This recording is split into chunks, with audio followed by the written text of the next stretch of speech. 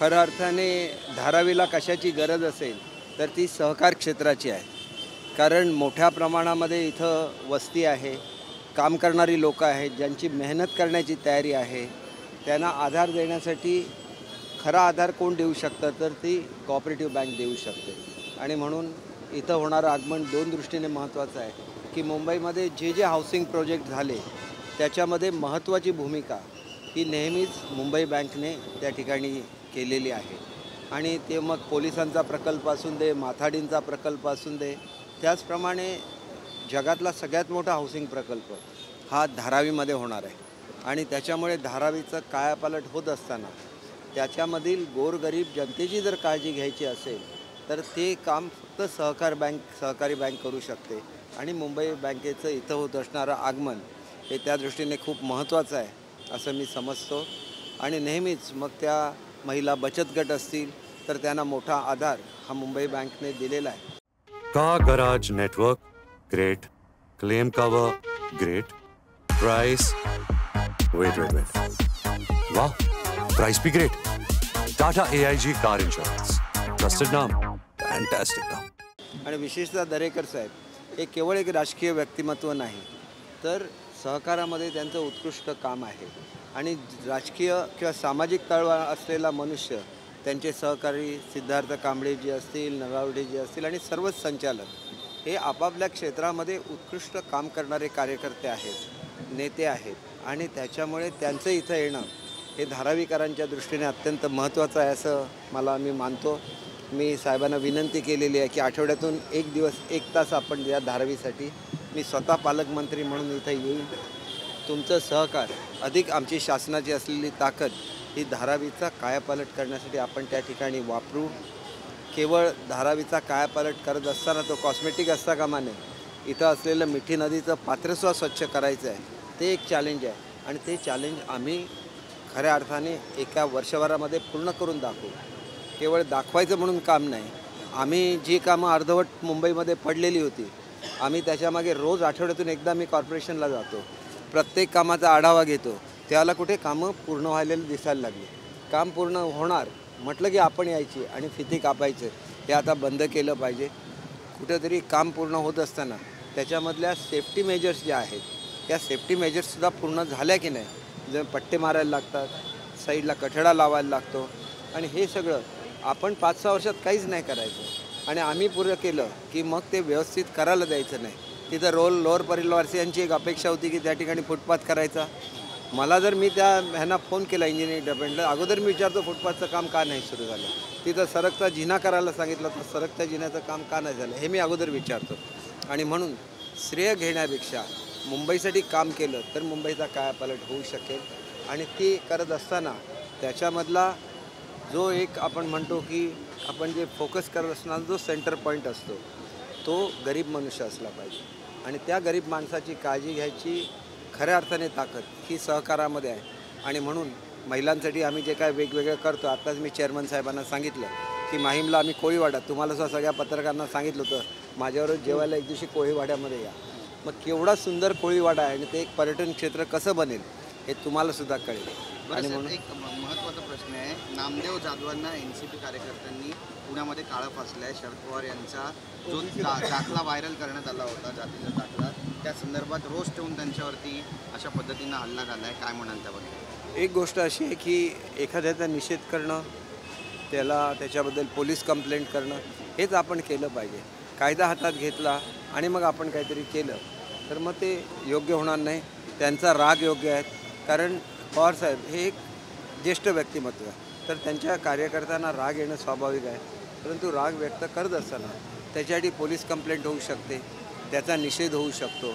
फक्त ही जी पद्धत अवलंबली ही अवलंबायला नको होती असं मला वाटतं. आदित्य ठाकरेंवर गुन्हा दाखल झालाय. आता आदित्य ठाकरे असं म्हणतायत की महाराष्ट्रासाठी आणि मुंबईसाठी लढताना जर माझ्यावर बाळासाहेबांना अभिमान वाटला असता, आनंद बाळासाहेबांना अधिक अभिमान वाटला असता जर तुम्ही रोज सचिवालयामध्ये मंत्रालयामध्ये गेला असता आणि काम केलं असतं 2.5 वर्षामध्ये तर बाळासाहेबांना जास्त आनंद झाला असता. आपण कामं अर्धवट ठेवायची, जायचं नाही आणि दुसऱ्यांनी कामं केलेलं त्याचं श्रेय करायला गेलेलं बाळासाहेबांना अजिबात आवडणार नाही.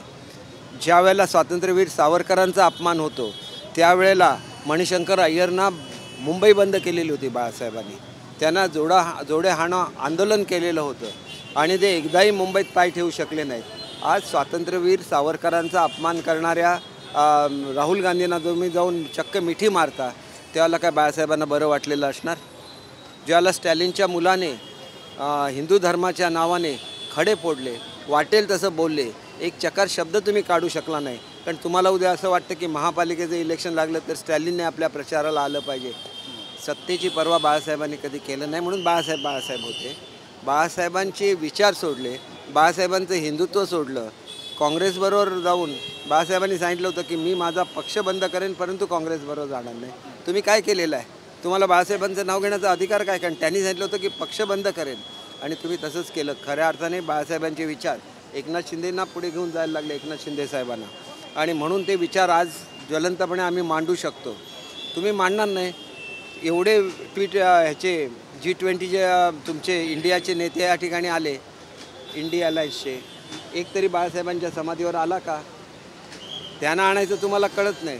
पण एखादा बाळासाहेबांचा चाहता तिथं गेला की त्यांच्या विरुद्ध घोषणा द्यायला तुम्ही लोकांना तयार करून ठेवता. शेवटी बाळासाहेबांवर अधिकार पूर्ण महाराष्ट्राचा आहे. स्वतः प्रबोधनकारांनी सांगितलेलं होतं की माझा बाळ मी महाराष्ट्राच्या ओटीत घातलेला आहे आणि म्हणून तेव्हापासून बाळासाहेब संपूर्ण महाराष्ट्राचे झाले. त्यांचं पूजन करण्याचा, त्यांचा फोटो लावण्याचा, त्यांना हार घालण्याचा हक्क हा प्रत्येक महाराष्ट्रातल्या व्यक्तीला आहे. कारण त्यांच्या वडिलांनी हा हक्क महाराष्ट्रातल्या जनतेला दिला. आणि तुम्ही काय करताय?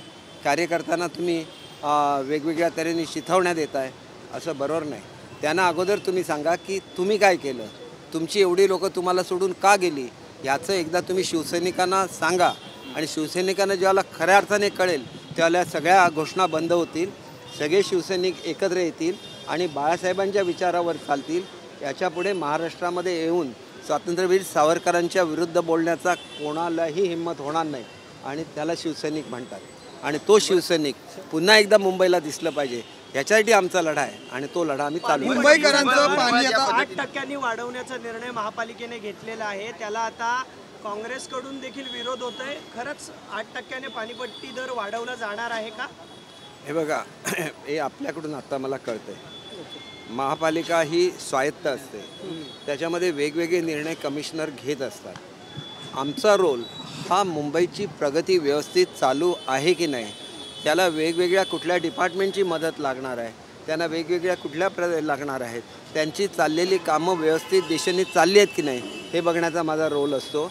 याच्यामध्ये कुठलाही चुकीचा निर्णय होत असेल, नगरविकास खात्याचे मंत्री म्हणून मुख्यमंत्री महोदयांच्या मी ते कानावर घालेल. जिथं त्यांनी आपण बघितलेलं आहे की सगळंच मुंबईमध्ये स्वस्त केलेलं आहे. आतापर्यंत त्यांना कधी असं वाटलं नव्हतं की गणेश मंडळांच्या ह्याच्याकडून जे शुल्क घेतलं जात होतं कमी करावं असं वाटलं नाही. मुख्यमंत्र्यांनी कमी केलं. प्रत्येक गोष्टीमध्ये जिथं जिथं वाटत होतं की हे मुंबईकरांसाठी योग्य नाही ते त्यांनी तिथं सूट दिलेली आहे. तर पाणीपट्टीमध्ये सूट देणं फारसं मुख्यमंत्र्यांना कठीण आहे असं मला वाटत नाही. असं जर प्रस्तावित असेल मी मुख्यमंत्री महोदयांशी बोलेन. नेमकं कशासाठी हा निर्णय घेतला ते स्वतः तपासून बघू. कारण शेवटी मुंबईला व्यवस्थित पाणीसुद्धा मिळालं पाहिजे, 24 तास पाणी मिळालं पाहिजे. त्याच्यासाठी जे जे काय करायला लागतं, हँगिंग आर्डरवरची बागेला आम्ही स्थगिती दिली, त्याच्यामध्ये नवीन टेक्नॉलॉजी आणून तिथली झाडं वाचवतो आहे. एअर क्वालिटी सुधारण्यासाठी वेगवेगळे निर्णय आम्ही घेतलेले आहेत. शेवटी मुंबई ही मुंबईकरांची आहे. मुंबईकरांना सगळ्यात चांगल्या सुविधा देण्यासाठी आम्ही कटिबद्ध आहोत. आम्ही ते करू, केवळ आम्ही नाटकं करणार नाही. बरं साहेब, महत्त्वाचा प्रश्न आहे. ज्या पद्धतीची विधानं ओबीसी एल्गार मेळाव्यामध्ये छगन भुजबळ करतायत, आता ते म्हणतात की फडणवीसांनी अमानुष लाठीचार्ज प्रकरणी माफी मागितली होती, पण आंदोलकांनी महिला पोलिसांवर हात टाकल्याचा गंभीर आरोप करतायत. तुमचेच मंत्री आहेत सरकारमधले. विठ्ठल हे ओबीसी होते, मग त्यांच्या गळ्यात जानवं कसा असा प्रश्न आता विचारला जातो. एक गोष्ट मला एवढंच सांगायचं आहे. बघा, मराठा आरक्षण ओबीसी आरक्षणाला कुठलाही धक्का न लावता करणं ही आमच्या सरकारची जबाबदारी आहे. जर धक्का लागलेलाच नसेल तर हे बोलण्याचं खरं काही कारण नाही. ही भीती आहे ती अनावश्यक आहे असं मला स्वतःला वाटतं. ते स्वतः सरकारमध्ये आहेत, त्यांना विचारल्याशिवाय कुठलाही निर्णय घेतला जाणार नाही. आणि त्याचबरोबर जरांगे पाटील साहेबांनासुद्धा आश्वासन दिलं आहे, ते मुख्यमंत्री महोदयांनी छत्रपती शिवाजी महाराजांच्या प्रतिमेला हात लावून दिलेलं आश्वासन आहे. त्याच्यामुळे ते आश्वासन ते 100% पूर्ण करणार आहेत. मग तोपर्यंत इतर भाषणं करण्याची, कोणाबद्दल बोलण्याची काही आवश्यकता नाही. महाराष्ट्राला परंपरा ही सामाजिक ऐक्याची आहे आणि ती परंपरा आपल्याला कायम ठेवली पाहिजे. याचं भान सर्वांनीच ठेवलं पाहिजे. आंदोलन करण्याचा अधिकार असतो, परंतु आंदोलनामध्ये एकदा ज्या वेळेला आश्वासन मिळतं त्यावेळेला आंदोलन तिथंच थांबलं पाहिजे. ज्यावेळेला ओबीसींच्या आरक्षणाला धक्का लावणार नाही असं ठरल्यानंतर ओबीसींचं आंदोलन नव्याने सुरू होता कामा नये. ही सर्वच नेत्यांची जबाबदारी. हे सर्व नेते ज्येष्ठ आहेत, मी त्यांच्याबद्दल काय बोलू शकत नाही. पण महाराष्ट्राच्या हितासाठी मला एवढंच कळतं की आता थांबण्याची वेळ आलेली आहे. निर्णयाची वाट बघा. निर्णय चांगला झाला तर सगळेच खुश होतील. हे सगळं प्रीमॅच्युअर आहे. हे सगळं वेळेपूर्वी होतं आहे आणि अशी अपेक्षा ठेवून होतं आहे की असं होणार नाही असं गृहीत धरून हे सगळं चाललेलं आहे. मी आपल्याला सांगू इच्छितो की जो शब्द शासनाने दिलेला आहे त्याच्यावर शासन ठाम आहे आणि शासनाने ठाम शब्द दिलेला असतानासुद्धा पुढे काहीतरी घडू नये अशी अपेक्षा करून काहीतरी करणं हे चुकीचं आहे.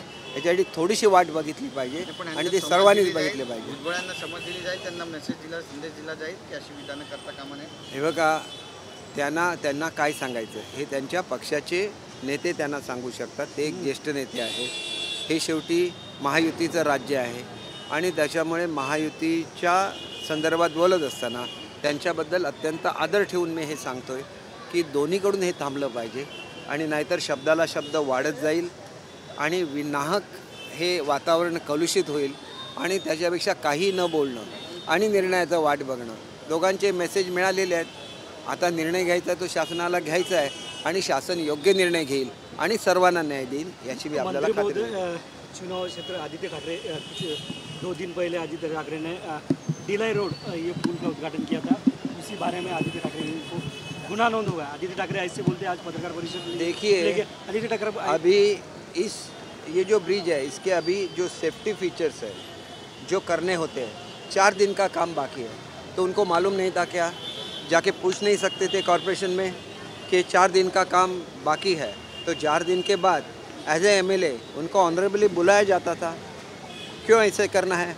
आपके समय में आप कभी मुख्यालय नहीं जाते थे, आप अपने मंत्रालय में नहीं जाते थे और इसके बावजूद आपके सब जो काम है वो रुके हुए थे. ये जो ब्रिज है 5 साल से ये बंद पड़ा हुआ था, तब आपने कुछ नहीं किया. जब हमने इसका फॉलोअप किया, जब ये पूरा हो रहा है तो ये मुंबई की जनता के लिए एक खुशी की बात है. तो खुशी सबको मिलके मिलाने दीजिए, उसमें पॉलिटिक्स मत लाइए. आप 2.5 साल में बहुत कुछ कर सकते थे, आपने कुछ नहीं किया. इसीलिए आज पोल्यूटेड एयर लोगों को ये करनी पड़ती है. मुझ पे तो सिर्फ 1 महीने की जवाबदारी रहती है इस डिपार्टमेंट की, पोल्यूशन मतलब ये एनवायरनमेंट डिपार्टमेंट की. तब मैंने पूरे भारतवर्ष के साइंटिस्ट को बुलाया था. सब अच्छी टेक्नोलॉजीज़ देखी थी और उसमें से 6 टेक्नोलॉजीज़ हम लोग एक्सपेरिमेंटल लेवल पे उसको अभी ट्राई कर रहे हैं. आपने क्यों नहीं किया? 2.5 साल तक आप बने रहे उस डिपार्टमेंट के मंत्री. आपने मेट्रो का काम रुकवा दिया. उससे 17,000 करोड़ के करीब, मुझे ठीक से याद नहीं है कितना नुकसान हुआ, लेकिन ये शासन का नुकसान हुआ. आप उसके जिम्मेदार नहीं हैं क्या? आप वहाँ पे वो एक्वेरियम बना रहे थे. एक्वेरियम तो हमेशा अंडरग्राउंड बन रहा था. वहाँ से आप 1200 करोड़ रुपए का नुकसान कर रहे थे शासन का. अभी वो टल गया, अभी अंडरग्राउंड एक्वेरियम बन रहा है.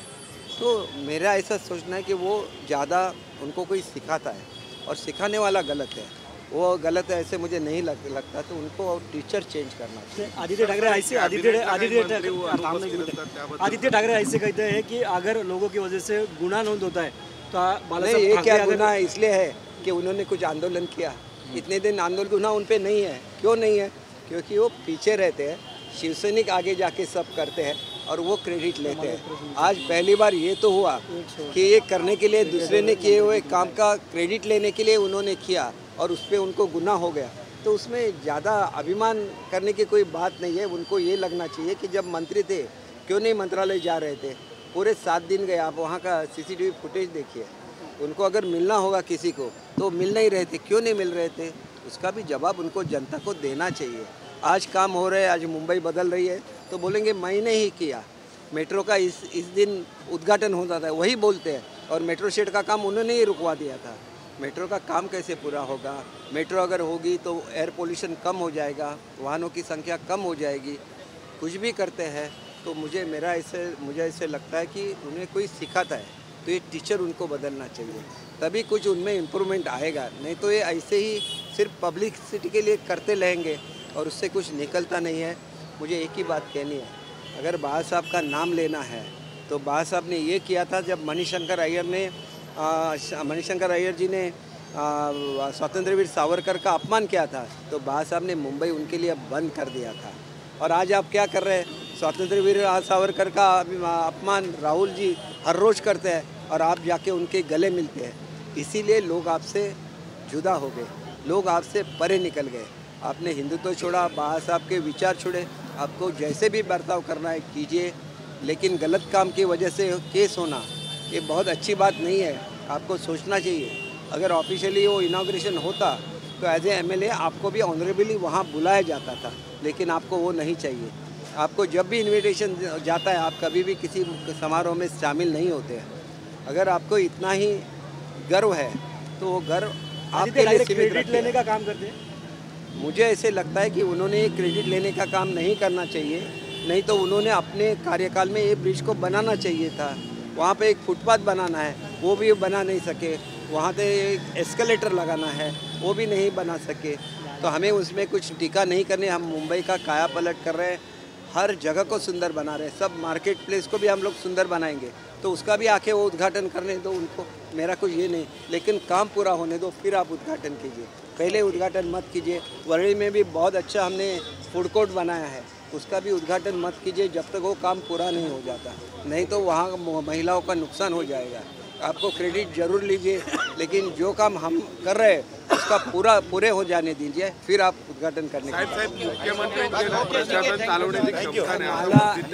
आपल्या वतीने धारावी पुनर्विकासाला जो विरोध होतोय, ठाकरेंची शिवसेना त्यात रस्त्यावर उतरणार असं बोलली आहे, त्याबद्दल सर्वेक्षणाला हे बघा, गरीब लोकांना ज्याला घरं मिळतात त्यावेळेला केवळ भडकवण्यासाठी आंदोलन करायची की त्यांना त्यांच्या हक्काच्या घरामध्ये जायला द्यायचं, हा विचार त्यांनी केला पाहिजे। आणि मला एवढंच सांगायचं आहे की आंदोलनं करायचं आजच का सुचतंय? आता ज्याला व्हायला लागलं, ज्याला होत नव्हतं त्याला अडथळे आणायला तुम्हीच होता ना त्याच्यामध्ये, नाहीतर एवढ्या दिवसात त्याचा पुनर्विकास होऊन गेला असता। आणि म्हणून पुनर्विकास 100% होणार। मग तो BDD चाळीचा असला तर तो सुद्धा होणार, धारावीचा सुद्धा होणार। याच्यासाठी तर आमचं सरकार कटिबद्ध आहे। ट्रान्स हार्बर लिंक झाल्यानंतर 1 ट्रिलियनची इकॉनॉमी ही त्या विभागामध्येच तयार होणार आहे। मग तुम्हाला हे का सुचत नव्हतं? त्या ब्रिजचं काम बंद का पडलं होतं? याचा विचार त्यांनी करावा। आम्हाला त्यांच्याबद्दल काहीही बोलायचं नाही। आम्ही मुंबईचा विकास करून दाखवणार। एकच मला आपल्या सर्वांना विनंती करायची आहे की आज माझी पत्रकार परिषद होती मराठी पत्रकार भवनामध्ये। मी इथं उशिरा पोचल्यामुळे मी तिथं जाऊ शकलो नाही, तर आपल्या मार्फत मला कोकण मराठी साहित्य संमेलन जे मॉरिशसमध्ये होतं आहे परिषदेच्या वतीने, त्याला मी हार्दिक शुभेच्छा देतो। मी स्वतः कोकणातला आहे आणि सुदैवाने मी मराठी भाषेचा मंत्रीसुद्धा आहे। त्याच्यामुळे सर्व साहित्यिकांना आम्ही कशा रीतीने व्यवस्थित मॉरिशसला जातील याची योग्य ती काळजी आम्ही घेऊ। या संमेलनाला मी मनापासून हार्दिक शुभेच्छा देतो आणि या संमेलनाच्या मागेसुद्धा सरकार ठामपणे उभं राहील याचीसुद्धा मी आपल्याला खात्री देतो। Thank you sir.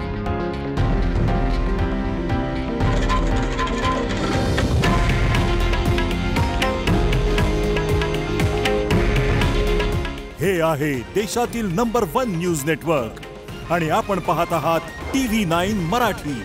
काळजी तुमची, हित महाराष्ट्राचं।